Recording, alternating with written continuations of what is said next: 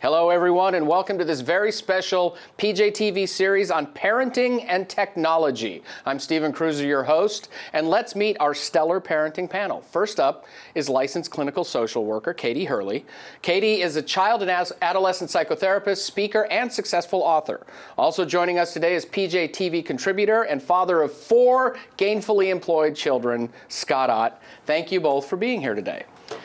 In this episode, we will explore when and how to introduce your little one to the wide and wonderful world of technology and electronics. In today's society, technology is infiltrating nearly every single aspect of our lives, and as a parent, it's our jobs to make sure that our children are prepared to face the challenges the world will present to them. These challenges include interacting with technology on a daily basis. It begins from before they enter school and continues until they enter the workforce. With technology and electronics being such an integral part of our daily lives, many parents struggle with when the correct time to introduce their young ones to technology is. Is it when they're toddlers, or is it best to wait until later on in their development? Katie, you're a psychotherapist and an expert in this field. What are your views on this? Is there a set time, or are we feeling about to see how the kid's responding? There's not really a right time to do it. I mean, certainly kids under 2 don't get a ton out of being in front of a screen. And there are a lot of apps for toddlers and preschoolers that are sort of packaged as educational, and some of them are and some of them aren't. So you have to really vet them out and look for the ones that really teach things. The biggest thing with young kids is interacting with them. If you're just sticking a young child in front of a screen and letting them go for it, they're not really getting anything out of it. It's being with them. So it's not using it as a babysitting substitute. Exactly. Basically. It makes a really bad babysitter. And okay, just... but before we get to Scott, you said vetting the technology. Now, some parents are still a bit technophobic or just technology challenged. Let's say, not always technophobic. But how would a non-techie parent go about vetting interactive software or games for kids? Well, Common Sense Media is a great resource for parents because they do all the vetting for you, and they give you scores, and then parents can go on and leave comments and feedback, so you really can get an idea of what works and what doesn't. But I always say to parents, don't ever let your kid try an app if you haven't used it first by yourself, because you need to know exactly what they're going to confront and what they're going to get out of it. Exactly. Scott, your children are a bit older, like my child was, so they were kind of there just at the beginning of this whole technology phase. Did you have a lot of experience with like computers or games or any? We didn't have phone apps back then, but when they were younger, or did they miss all of this completely? Yeah, my youngest right now is 17 years old, and it was funny because I was thinking, what was my big concern with electronics when my kids were infants and toddlers? My big concern was, oh, please, Grandma, do not buy this kid something that's going to bark and constantly whine and make noises around. Like, most of the problems with electronics back then were just they were annoying. And in fact, we still have somewhere around here a little robotic dog that allegedly responds to headset commands, but it's connected to a wire. It's not wireless or anything. And it was just terrible. Now you've got much greater concerns. And I'm with Katie on this one. Your child needs you. Your child does not need games that are coming through a screen. Your child does not need, frankly, learning experiences that come through a screen at this stage. There is so much basic fine motor skill work that they need to do. They need to manipulate their world. They need to play with blocks. They need to interact with human beings. They need to hear your speech, not robotic speech coming out of a tablet. And so I'm one of those parents, and you'll see throughout this series that we do, that my tendency is to go Amish on you and say, let's put this off as long as we can so that your child has a legitimate experience with human beings. Digital media pundit Scott Ott hates new media. No, that's right. My daughter is 17 too, and I remember right at the beginning of this, it's weird how quickly children grasp this stuff, because computers were just getting around to things. You still had to put in the disk to load everything then. And when she was maybe 3.5, we got a new game from somewhere, and she came, it was just sitting there by the desk, and she crawled up onto the desk chair, grabbed the thing, and loaded the game herself when she was 3.5. She'd already figured out how to do that on her own. So if you don't know what's going on, and there's something that they shouldn't be around, it can go off the rails in a hurry if they get a hold of it. That's true, yeah. Studies show lately that waiting a bit longer to put technology into your child's hands may be the best decision. Dr. Carolyn James, a learning designer for Leapfrog Enterprises, says, and I quote, "Children under 2 years of age learn best from real-world experiences and interactions. Each minute spent in front of a screen-based device is a minute when your child is not exploring the world and using their senses, which is extremely important for the development process." Katie, now that's the key here, isn't it? The development process. A child's brain, when it's developing in the early days, the neurons and everything else need different stimuli to develop, right? And if you get just like one thing going, could it actually hinder the development process? Well, it could, because it's very passive. So they're just kind of, I mean, even though they're touching a screen, that's not the same as feeling blocks in your hand or feeling sand run between your fingers. I mean, there's so much that kids learn. As you know, I'm a champion for play and unstructured play. Yeah. And, when they're sitting in front of a screen telling them to press a triangle, that's not the same thing as finding a triangle out in the sky, in the clouds, I mean, there's just, it's very passive, and it doesn't really teach them much. Scott, if you did get interactive with your children when they're younger about this, let's say you get into the Wayback Machine with Mr. Peabody and everything, and you have a toddler all of a sudden, how do you think you would strike a balance between, the proper amount of interaction and teaching the kid? Because the kids are going to have to know how to navigate their way around this stuff too. How do you think you would strike a balance with that? See, I think this is a huge myth. And in fact, our public schools have fallen into this myth, is that we have to have technology classes, and we got to get computers in the classroom. We got to get all this stuff because kids are going to need to know their way around this. Have you ever seen an 18-month-old child with an electronic device? They figure it out faster than you do. You don't have to get them accustomed to it. There's no great training period. So I'm now getting to the sort of into my geezerhood years, and I expect within, I don't know, the next decade or so, I'll probably have some grandchildren.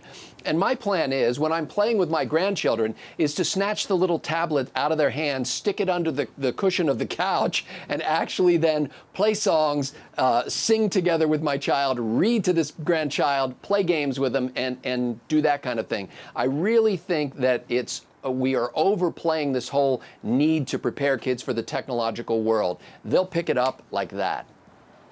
I'm with you. I say they should get jobs when they're 4. Absolutely. There's plenty of dishwashing work available out there that nobody's monitoring. Another factor weighing in on this conversation, which we just alluded to, is supervision. When supervised correctly, a lot of this stuff is not harmful and can be helpful. Some suggest that the age of 4 is good. This is still kind of new area. It's not like have 20 years worth of data to study here. But when supervision is absent, it's better to wait longer. How much longer do you think it's? But that gets into a whole thing. I want to go there first. When supervision is absent, there's really nothing you can do there, is it? The technology, they're either going to get it, and that's going to ruin them, right? Right. Okay, let's say supervision isn't possible because of time constraints or something. How much longer are we talking? Are we talking a couple of months? You talking until they're 6, 7? What do you think? I tend to err on the side of just waiting.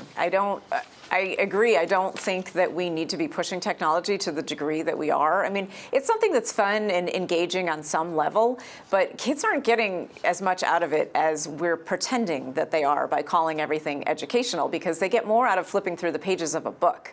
When you give a little toddler a board book, they learn to read. When you give them an app, I'm not so sure that they do. And the other thing that we're not mentioning is that little kids are getting, brain drain and headaches from too much screen time, and their eyes are getting weary, and we have to pay attention to that stuff, because even as adults, we know if we stare at a screen too much, our eyes start to hurt, we'll get a headache. We have to be more careful about that stuff too for kids. Let's take a look at what Jeannie Galindo, a school system instructional technology supervisor, had to say. In a supervised environment, children as young as 4 or 5 are able to engage in learning activities using smartphones and tablets of all kinds. In an unsupervised environment, I wouldn't recommend a smartphone or a tablet purchase for a child until at least between the ages of 11 and 13. 11 and 13, I think a lot of kids have an iPad in their hands at what now, Katie? What, 3, 2? Yes, definitely. And not that it's being purchased specifically for them, but I know a lot of parents who have iPads that they're not using at all, that they're basically babysitting with right now. Right. Do you think, I know you like to err on the side of waiting, do they really even need them then if they're not for education? Do they need them when they're between 11 and 13 even?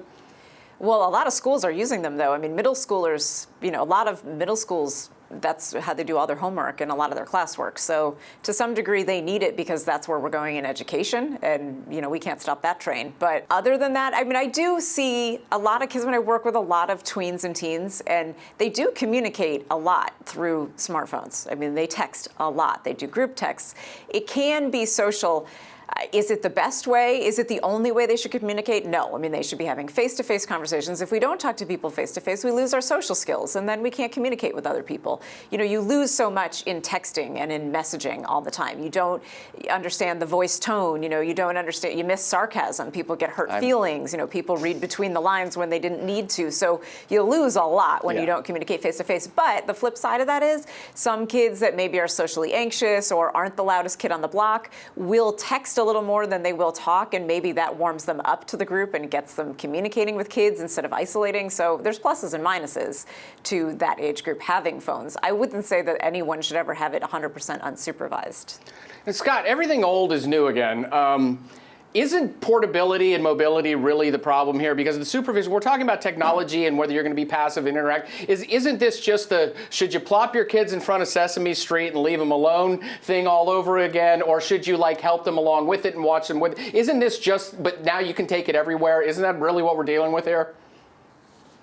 Yeah, I think that's a big part of it. And I think anytime you get to the point where you're looking for something to shunt your children off to so that you don't have to interact with them, that's difficult. Now, if you're a stay-at-home parent, and which is, I laugh that who's really a stay-at-home parent? Every stay-at-home parent I know is on the road all the time. They're going places. But if you are a full-time parent and you need a couple of minutes to go to the bathroom, or you have to, do something dangerous with knives that you don't want to have the children involved in, I think there's a place for that. So, it's here. I know my child's not going to get hurt while I go and do this. But I think you've got to be really careful when you start getting to that point where you say, hey, I need some more me time, so let's give the child some more screen time. So, Katie, how about controlled, just obviously not carte blanche, whatever they can do, say, okay, here's X number of minutes you can have this. What's a good time frame to start with, maybe with a preteen? With a preteen? Yeah. Oh gosh, that's a hard one. I mean, with little kids, 5 and under, I always say 10 to 15 minutes is more than enough time that they need to be on a screen. But let's say with a child who understands time better, then if you say, okay, you can have this to do what you want with it for X number of minutes. Right. I mean, you're asking someone who doesn't love a lot of screen time, so I would say cap it at 30 minutes. Well, I like that. That's why we have you here. Yeah. We want you to be the no, and then Scott, even more no, and then everybody no. But, I don't have my head in the sand. I mean, I see the value of it, but I think that we spend too much time just letting kids do them. And I would kids agree. can pick up a book. Yeah. What were you going to say, Scott? And frankly, we've got a whole generation of parents who don't have the guts to take it out of their child's hands. Because if the child starts throwing a tantrum, and say, hey, you're done, screen, your 15 minutes is over, of course they begin with, I just started.